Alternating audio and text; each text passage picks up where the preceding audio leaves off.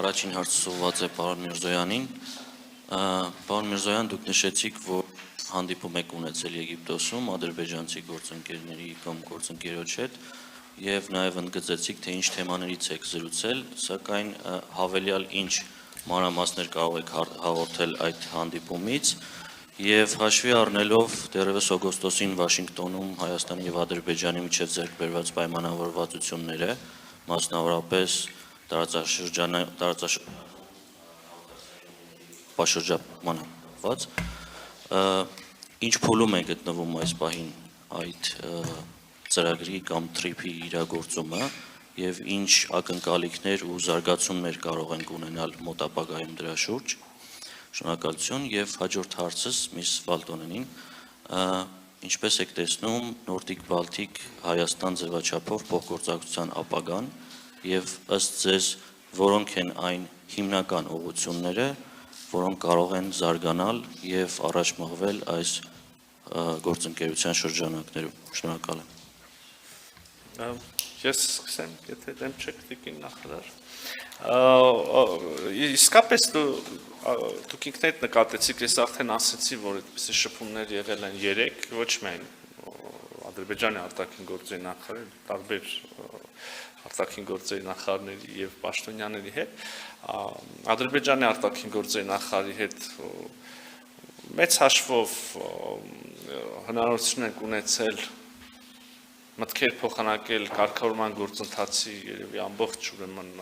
ծավալի բոլոր նյուանսների վերաբերյալ, ոչ շատ խորը, ինչպես դա հնարավոր է անել առանձին երկկողմ ուրեմն միջոցառման ժամանակ, իհարկե, բայց կենտրոնացել ենք հատկապես օրինակ հումանիտար հարցերի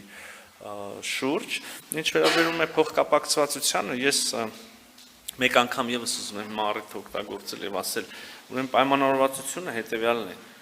Հայաստանը եւ Ադրբեջանը ապաշրջափակում են միմյանց միջև տրանսպորտային ուրեմն հաղորդակցության ենթակառուցվածքները։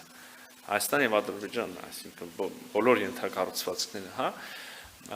այն հատվածը երկաթուղու, որը անցնելու է Հայաստանի հարավով, կոչվելու է TRIP ուղի, այսինքն Trump Route for International Peace and Prosperity, այսինքն ունի հստակ անվանումը, ունի սկզբունքները, ինչպես ամբողջ ապաշրջափակման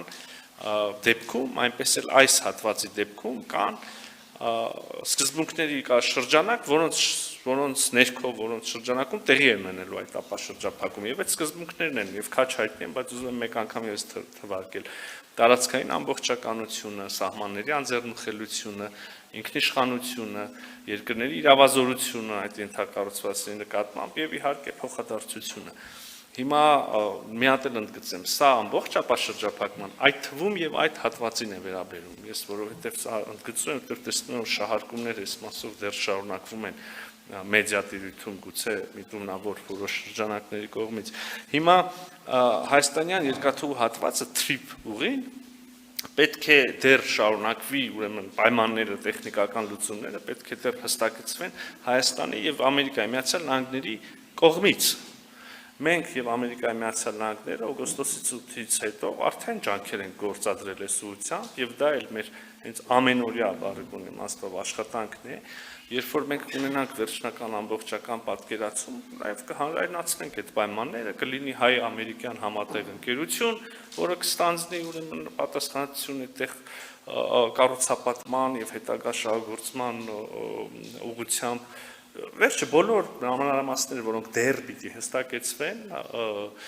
կհստակեցվեն եւ կհանրայնացվեն։ Մի հատ էլ ուզում եմ ընդգծել, այս պահին համաձայնեցված է այն, ինչ հրապարակված է, ինչ կարող եք մտնել եւ կարդալ համապատասխան Վաշինգտոնյան հռչակագրում։